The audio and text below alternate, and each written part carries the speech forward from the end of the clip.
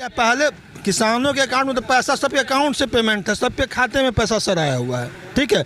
इसके बाद हुआ क्या कि जिस व्यक्ति को उसने ज़मीन बेचा, उस व्यक्ति ने अडानी को बेचा, तो उसने अडानी को ज़्यादा रेटों में बेचा। अब किसान को लगा कि भैया अडानी को डायरेक्ट हम इतने इस रेट में ज़्यादा रेट में हम बेच सकते हैं, तो इसके लिए वो लोग हल्ला मचा रहे हैं। तो ये उनका क्या जो ज़मीन का जो दलाल था सर, पूरा इलाका जानता है कि यहाँ पर इस पंचायत का किसी समय में प्रतिनिधि रह चुका है और पिछले 20-25 सालों से लगातार वर्तमान बिहार के जो विपक्षी पार्टियां हैं उनके लिए काम किया हुआ है, उनके एजेंटों के लिए काम किया है। इस इलाके के किसी भी आदमी से जाकर नाम पूछिएगा आज के दिन में भी वह किस पार्टी के लिए काम करता है, किस राजनीतिक संस्थान, क्या है उसका नाम? मनोज सिंह कहा जाता है। और यहाँ इस पंचायत जो 11 पंचायत के पूर्व मुखिया रहे हुए, जमीन खरीद बिक्री में उन्हीं की पूरी भूमिका रही है। कि यहाँ जो पहले जमीन के लाइजनिंग किए, वो लाइजनिंग राठी नाम करके आदमी थे हरियाणा से, वो आए और यहाँ के 6 लोगों को जाना चाहे थे। वो हरियाणा के थे राठी जी, जिन्होंने जमीन अधिग्रहण का काम किया यहाँ के लोकल लोगों से मिलके। और जमीन अधिग्रहण के बाद एनडीए का बहुत बड़ा योगदान रहा है, एनडीए नेताओं के द्वारा कि इस प्रोजेक्ट को लाया। तो बिहार सरकार तो किसी को ज़मीन देती नहीं, जो भी अपना प्राइवेट संस्था अपना उद्योग लगाता है तो स्वतः जमीन लाता खोजता है। तो लाइजनिंग के द्वारा ज़मीन उनके माध्यम से लिया गया, लेकिन रोजगार के नाम पर तो हमारे एनडीए के किसी भी नेता ने तो हम लोगों को यहाँ जो एफसीआई के माध्यम से जो खरीद हो रही है, इसमें हम लोगों को 100 किलो का हम लोग का 2425 रुपया मिलता है और 1 घंटा के अंदर हम लोगों के यहाँ खाता पहले पैसा खाता में आ जाता है। तो हम लोग को इससे बहुत फायदा है।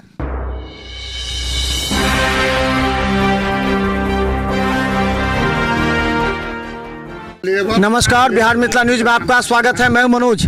देखिए, कई ऐसे गंभीर मुद्दे होते हैं जिसके धरातल पर जो चर्चा है और लोगों में जो भ्रम है या लोग जो जानना चाहते हैं वो सच्चाई क्या है, वो हम आपको पहुंचाते हैं। देखिए, हम जाले में आज लगातार घूम रहे हैं। हम कमतौल से लेकर के मुरेठा होते हुए जोगियाड़ा पहुंचे हैं।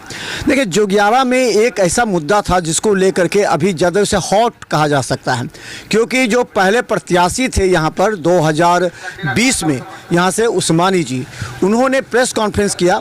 उन्होंने कहा कि एडीएम का आदेश आया है कि उस जो ज़मीन है उसको किस तरह अधिग्रहण किया गया, किसानों को उन लोग पैसे नहीं मिले।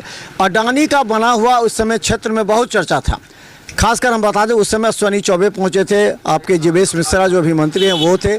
जीवेश मिश्रा का ही देन ये कहा जाता है कि इस क्षेत्र में ये बना है, तो इससे हजारों किसानों को फ़ायदा पहुंचेगा। तो लेकिन ज़मीन को लेकर, अधिग्रहण को लेकर के बहुत किसानों को पैसा नहीं मिला, कहा जा रहा है किसानों की ज़बरदस्ती ले ली गई। कई ऐसे गंभीर मुद्दे हैं। हमारे पास कुछ लोग हैं जो हम जानना चाहेंगे। अच्छा, एक चीज़ ये बताइएगा कि ये मुद्दा काफ़ी हॉट है। अभी विपक्ष इस मुद्दे को लेकर के जीवेश मिश्रा पर कटाक्ष, उन्होंने दलालों के हाथे ज़मीन को भिजवा दी, बहुत को किसानों को पैसे नहीं मिले। हकीकत क्या है? देखिए, इसका हकीकत क्या है कि जब ये बना था तो इस ज़मीन के अधिग्रहण करवाने में, ठीक है, किसानों से डायरेक्ट ना अडानी ने बात करा था और न किसी राजनीतिक पार्टी के लोगों ने बात करा था। यहाँ पर कुछ ज़मीन के दलाल थे जो मैं कि यहाँ के किसी समय में प्रतिनिधि हुआ करते थे, बाहुबली और ज़मीन दलाल के रूप में वो लोग जाने जाते हैं। उनका नाम इलाका का हर कोई जानता है। उन लोगों ने किसानों से बात करा था, तो उस समय का जो मार्केट रेट उस ज़मीन का था उससे 4-5 से 6 गुना ज़मीन का रेट उस समय में ज़मीन मार्केट रेट के हिसाब से प्रति ज़मीन हुआ करता था। बाढ़ग्रस्त क्षेत्र हुआ करता था, 25-30 हज़ार रुपये कट्ठा वहाँ ज़मीन बिकता था। उसको लोगों ने 1,45,000 रुपये इकट्ठा 5 से 6 गुना करके किसानों को राजी किया। किसानों ने उस पर बेचने के लिए अपनी सहमति पर इकट्ठा कितनी जमीन? लगभग 22-23 एकड़ जमीन वहाँ पे है। 25, 26, 28 किसानों के से ली गई थी। उसमें कुछ किसान जो अपनी सहमति नहीं दिए या उन्होंने कहा कि मुझे ज़्यादा पैसा चाहिए, जो हम लोग सुनते, हम लोग की ज़मीन नहीं गई है उसमें, ठीक है। लेकिन जो हम लोग वहाँ ग्रामीण होने के नाते जो जानकारी हम लोगों को मिली, तो कुछ किसानों ने अपने रेट ज़्यादा मांगा, उसको ज़्यादा दाम भी दिया गया। और वह जो ज़मीन का दलाल था वह ज़मीन किसी एक पार्टी के नाम से लिखवाया, उस पार्टी से किसी दूसरे पार्टी के पास लिखाया और उस दूसरे पार्टी से फिर अडानी लॉजिस्टिक अडानी एग्रो वालों ने उसको परचेज किया। अब इन तीनों के बीच में क्या मतलब कि रेट की बात हुई नहीं बात हुई हमें नहीं पता, लेकिन सारे किसान लगभग उस बैठक में शामिल थे जो पहली दिन बैठक हुई थी और उसमें खुलेआम 1,45,000 रुपये का रेट लगा था प्रति कट्ठा का। उन्होंने सारे किसानों ने सहमति दी थी और उस सहमति के आधार पर 1,45,000 रुपये प्रति कट्ठा फिर ये कहा गया ना कि जो सो उन लोगों को पैसा भी नहीं मिला, ज़बरदस्ती उन लोगों की ज़मीन अभी है, तो बहुत तरह की बातें अभी हुई हो रही थी। अब क्या बात है जब 1,45,000 रुपये ले लिए गए किसान के द्वारा, तो अब क्या बात है, अब क्यों चर्चा हो रही है? अब इसमें क्या, पहले किसानों के अकाउंट में तो पैसा सबके अकाउंट से पेमेंट है, सबके खाते में पैसा सराया हुआ है, ठीक है। इसके बाद हुआ क्या कि जिस व्यक्ति को उसने ज़मीन बेचा उस व्यक्ति ने अडानी को बेचा, तो उसने अडानी को ज़्यादा रेटों में बेचा। अब किसान को लगा कि भैया अडानी को डायरेक्ट हम इतने इस रेट में ज़्यादा रेट में हम बेच सकते थे, इसके लिए वो लोग हल्ला मचा रहे हैं। तो ये तो हमको बेचने से पहले सोचना था, हमने मतलब कि हम अडानी को नहीं बेच पाए, हमने किसी दलाल को बेच दिया, ये हमारी गलती है। ये किसी राजनीतिक पार्टी, वो दलाल के बारे में कहा जाता है कि वो यहाँ के विधायक रहे, उनके संपर्क में, ये जो विपक्ष आरोप लगाती है, तो उन्होंने वादा किया कि इस क्षेत्र में विकास होगा जीवेश मिश्रा, और इस क्षेत्र में नौकरियां मिलेंगी, इस क्षेत्र में काम होगा, ये तमाम बातें कही गई। ये लगता है कि ये सही बात है? दलाल तो उसी पार्टी का, इसमें जो दलाल है इसमें विधायक जी का कोई रोल नहीं है। मैं कह सकता हूं कि इसमें विधायक जी का कोई रोल नहीं है। ज़मीन खरीद बिक्री में वो उसका आदमी, अब वो अडानी का आदमी था या किसका आदमी था किसान को मालूम नहीं था। यहाँ इस क्षेत्र में अडानी का बनेगा, ये तो विधायक जी की देन थी। उस समय तो विधायक जी वाहवाही लेटे कि हमने किया, लोग जाने भी ने किया। सही बात है। ये बिहार के विकास के पहला अध्याय यहाँ दरभंगा जिला में जोड़ने के लिए विधायक जी ने पहला कदम उठाया था, और कदम के साथ साथ यहाँ उनका आदमी आया, किसी से मिल करके अपना ज़मीन के बारे में वो कहा। वो आदमी पहल करके किसान के डोर टू डोर जा कर के संपर्क किया और उनको कहा कि 25-30 हज़ार के कट्ठा का ज़मीन है, आपको हम 1.5 लाख के कट्ठा दिला देते हैं, 1,45,000 के कट्ठा दिला देते हैं। और यहाँ पर एक अच्छा वो जो आदमी है जो बीच का दलाल था, वो कौन था? वो क्या अडानी का था? उनका नहीं, विधायक से कोई संपर्क? वो विधायक जी से उनको कोई संपर्क नहीं था। विपक्षी पार्टी का आदमी, वो विपक्षी पार्टी का आदमी था। वो अपना नाम कमाने के लिए इसमें अपना ये किया, और वही वादा किया कि तुम जमीन दोगे तो तुमको इसके बदले नौकरी दिया जाएगा। वो जो बीच में था, जो खरीदा जो था, वो वादा किया कि इसके जमीन के बदले आपको नौकरी दिया जाएगा। ये इसमें विधायक जी का कहीं रोल नहीं है कि हम नौकरी दिला देंगे। और गांव के मजदूर वर्ग के लोग जो हैं सो अभी भी इसमें कार्यरत हैं। जो बोरा सिलाई का काम करता है, बोरा खोलाई करके गेहूं को उसमें डालने का काम करता है, किसान से जो गेहूं आता है उसको तौलने का काम करता है, वो बहुत मजदूर भाई यहाँ से खेसर, जो 11 से और खेसर तक का है आदमी जो कि उसमें काम करता है, नहीं करता है सो बात नहीं। और जो है FCI, वो तो FCI को दे दिया गया। FCI के मैनेजर हैं चाहे जो हैं दरभंगा से आते हैं और यहाँ काम करके शाम। आपका ये कहना है कि शाम में चले अभी जो चर्चा है कि कुछ लोग, जैसे एक कोई नितिन आपने कहा, तो विरोधी उसको मुद्दा उठा रहे हैं कि उसको लेकर के प्रेस कॉन्फ्रेंस कर रहे हैं, क्या उनका क्या? जो ज़मीन का जो दलाल था सर, पूरा इलाका जानता है कि यहाँ पर इस पंचायत का किसी समय में प्रतिनिधि रह चुका है और पिछले 20-25 सालों से लगातार वर्तमान बिहार के जो विपक्षी पार्टियाँ हैं उनके लिए काम किया हुआ है, उनके एजेंटों के लिए काम किया है। इस इलाके के किसी भी आदमी से जाकर नाम पूछिएगा आज के दिन में भी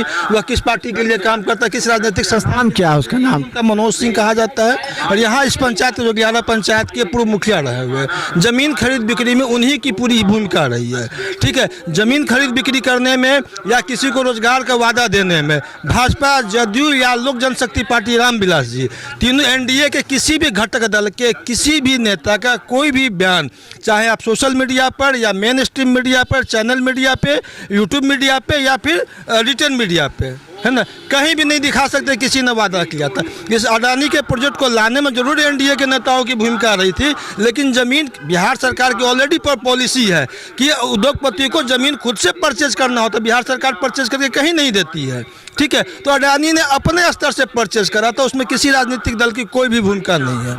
अच्छा, एक चीज़ बताया, अगर खुल ही गया तो एक तो बहुत अच्छा था, उस समय हम लोग भी आए थे, उस समय अश्वनी चौबे आए थे, उद्घाटन हुआ था, भव्य कार्यक्रम हुआ था। खुला तो आशा थी कि लोगों को रोज़गार होगा, यहाँ के लोगों को रोज़गार होगा, क्षेत्र का विकास होगा। तो उसके खुलने से कितना विकास हुआ क्षेत्र का, रोज़गार? देखिए, निश्चित तौर पर जो पहले वक्ता लोग बोल चुके हैं कि यहाँ जो पहले ज़मीन के लाइजनिंग किए, वो लाइजनिंग राठी नाम करके आदमी थे हरियाणा से, वो आए और यहाँ के छन लोगों को लाइजनिंग जाना चाहे थे, वो हरियाणा के थे राठी जी, जिन्होंने जमीन अधिग्रहण का काम किया यहाँ के लोकल लोगों से मिलके। और जमीन अधिग्रहण के बाद एनडीए का बहुत बड़ा योगदान रहा है, एनडीए नेताओं के द्वारा, कि इस प्रोजेक्ट को लाया। तो बिहार सरकार तो किसी को जमीन देती नहीं, जो भी अपना प्राइवेट संस्था अपना उद्योग लगाता है तो स्वतः जमीन लाता खोजता है। तो लाइजनिंग के द्वारा जमीन उनके माध्यम से लिया गया, लेकिन रोजगार के नाम पर तो हमारे एनडीए के किसी भी नेता ने ऐसा नहीं कहा है। अगर नहीं कहा तो खुल तो गया, जब खुला तो फिर उस पर क्यों नहीं रोजगार मिल रहा स्थानीय लोगों को? नहीं, वादा नहीं किया, लेकिन मिलना सिर्फ लेबर क्लास के लोग हैं, जो मजदूर क्लास के लोग हैं हमारे इलाके के विभिन्न गांव के, वही लोग, इसमें उन्हीं लोगों को रोजगार मिलता है। जो पढ़े लिखे तबके के लोग हैं, आईए बीए एमए करके, के लिए नहीं है। जो बेरोजगार बैठल है उसके लिए काम यहाँ नहीं है। और नहीं यहाँ लोकल जोगियारा के लोगों को किसी भी अवसर पर उसमें एंट्री करने दिया जाता है। ये बड़ा दुखद बात है। अच्छा, ये नहीं एंट्री होता है, नहीं करने दिया। एफसीआई के अंदर में आता है या ये आप पिछले साल जिस समय माननीय केंद्रीय राज्य मंत्री अश्वनी चौबे जी आए थे और माननीय विधायक जी आए थे उद्घाटन के समय, उसके बाद भारत सरकार के एफसीआई को सुपुर्द कर दिया गया अडानी के द्वारा। तो अब तो एफसीआई के अंडर में है, तो एफसीआई स्वतः अपने स्तर से चलाता है। वहाँ लगता है कि अब काम हो रहा है, कि यहाँ के किसानों का जो अनाज है वो वहाँ बिक रहा है, उसको रेट मिल रहा है, ये फायदा कम से कम मिल रहा है आसपास के किसानों? बिल्कुल मिल रहा है। अभी हमारे सामने जो भोला प्रसाद सिंह जी बैठे हुए हैं, जाले के सबसे अच्छे किसानों में, सबसे मेहनती किसानों में आते हैं। मैं खुद एक किसान हूँ, 6-7 एकड़ में खेती करता हूँ। और सबसे बड़ा फायदा क्या है कि पहले जो हम गेहूँ उपजाते, मेनली गेहूँ का स्टॉक पॉइंट है, तो गेहूँ उपजाते थे तो पैक्स के माध्यम से बेचते थे, पेमेंट आने में महीनों लग जाता था, या किसी एजेंट के माध्यम से, पुपरी बाजार थे, एजेंट के माध्यम से बेचते थे, मनमाना रेट देता था।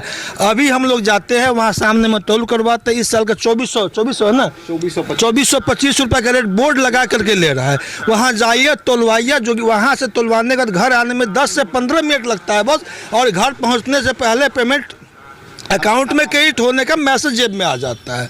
तो इससे बढ़िया व्यवस्था हम किसानों के लिए कहीं नहीं जाना है। आप जितना भी उपजा लीजिए, आप सारा उठा करके वहाँ डालिए, 15 मिनट 20 मिनट घंटा 2 घंटा में पेमेंट किसानों को आ जाएगा। पहले, इससे पहले आप लोग क्या करते थे? अनाज जो यहाँ उपजता था तो उसको लेकर के जाते तो पैसा मिलता था, या इसको खुलने के बाद आपको लग रहा है कि हम लोगों को पैसा भी मिल रहा है, उचित दाम भी मिल रहा है? नाराजगी तो उसमें नहीं ना कि आप जो खुला तो हम लोग अनाज देते हैं? तो पहले सरकार एमएसपी पर खरीदने के लिए हमेशा प्रयासरत रही है।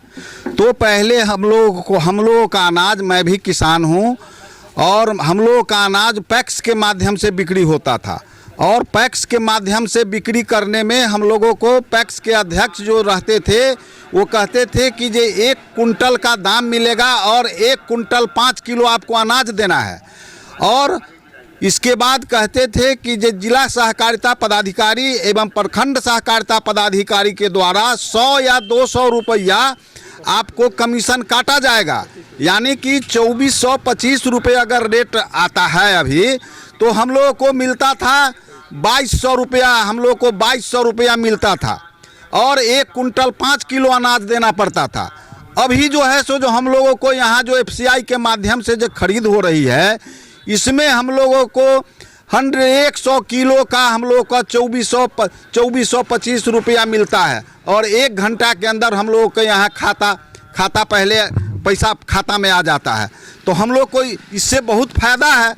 ट्रांसपोर्टेशन कॉस्ट भी आपका बच जाए। ट्रांसपोर्टेशन, अगर हमारे पास अगर ज़्यादा गेहूँ है, 50 कुंटल गेहूँ है, अगले साल भी हम 50 कुंटल गेहूँ एफसीआई को दिए थे, उस समय 2200 75 रुपया का रेट था अगले साल, और दिए थे, और ज़्यादा गेहूं था और लेबर की अभी समस्या है।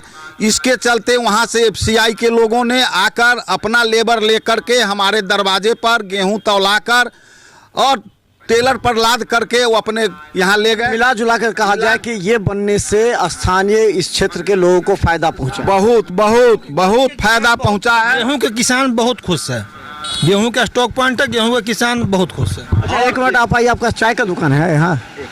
हाँ। और मैं ये भी कहना चाहता हूँ कि हम लोगों ने ये भी प्रस्ताव, एफसीआई के मैनेजर साहब आए थे, पटना से जोनल मैनेजर साहब आए थे, हम लोगों ने ये भी कहा कि हम लोग का गेहूं तो खरीद किया जाता है, लेकिन हम लोग को धान के समय में हम लोग को पैक्स के भरोसे रहना पड़ता है, और जब पैक्स नहीं खरीदती है तो हम लोगों को औना पौना के दाम में हम लोगों को बेचना पड़ता है मार्केट में। यानी 1700 रुपया में 2140 रुपया का धान का रेट था, एमएसपी का रेट हम लोग इस बार 1700 रुपया में बेचे हैं। इसीलिए हम लोग ने पटना से जो आए थे जोनल मैनेजर साहब, मैं उनको भी मैं कहा हूँ, दरखास्त दिया हूँ कि आप लोग जैसे गेहूं का एमएसपी के रेट पर खरीदी करते हैं वैसे धान का भी खरीदी करिए, जिससे किसान को कल्याण हो। अच्छा, ये चीज़ बताइए, ये आपका दुकान है यहाँ पर ना, कैसा लोग चर्चा क्या होता है यहाँ पे इसको लेकर के? क्योंकि लोग बैठते हैं, चर्चा होता है। नहीं, चर्चा बहुत अच्छा होता है इसके बारे में। यहाँ पर किसानों को अच्छा सुविधा मिला है इसके लिए। पहले जो ले जाते थे एफसीआई वाले, टाइम पर पैसा नहीं मिलता था, फैक्स वाले टाइम पर पैसा नहीं मिलता, अब ये टाइम पर मिल रहा है, ट्रांसपोर्ट चार्ज बच रहा है, लोग खुद से खेती में ज़्यादा जोर लगाए हुए हैं, लोग ज़्यादा कर रहे हैं अब पहले के अपेक्षा।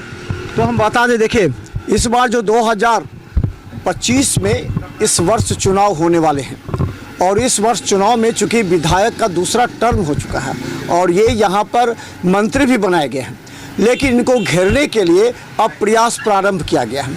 क्योंकि क्रेडिट जीवेश मिश्रा को इसलिए है कि उस समय कहा जाता था जीवेश मिश्रा ने अडानी के एक बड़े प्रोजेक्ट को लॉन्च किया है, जिससे यहाँ के हजारों जो किसान हैं उनको फ़ायदा होगा, रोज़गार मिलेगा, यहाँ के अनाजे के लिए उचित दाम मिल जाएंगी। ये तो हो रहा है, लेकिन कुछ बिचौलिए थे जिन्होंने ज़मीन को किसानों से खरीदा और उससे डबल दूसरी बार ऊंचे दामों में रजिस्ट्री की अडानी को। इसे लेकर के लोगों में चर्चा है कि वो बिचौलिया जो पैसा खाया वो पैसा किसानों को मिलता। इसी मुद्दे को लेकर के विपक्ष जीवेश मिश्रा पर हावी है। ये कहना चाह रहे हैं कि जीवेश मिश्रा इस बार आने वाले चुनाव में निश्चित तौर पर विपक्ष के निशाने पर रहेंगे, लेकिन अगर इस क्षेत्र के किसान कहते हैं कि जीवेश मिश्रा ने इस क्षेत्र के किसानों के हित में काम किया तो ये उनके लिए पॉजिटिव होगा। तो देखते रहिए बिहार मित्र न्यूज़, क्योंकि लगातार ज़मीनी सच्चाई जिस मुद्दे की होती है वो हम आप तक पहुंचाने का प्रयास करते हैं, ताकि आप भी जज कीजिए, क्योंकि आने वाला 2025 का चुनाव काफ़ी महत्वपूर्ण है। धन्यवाद।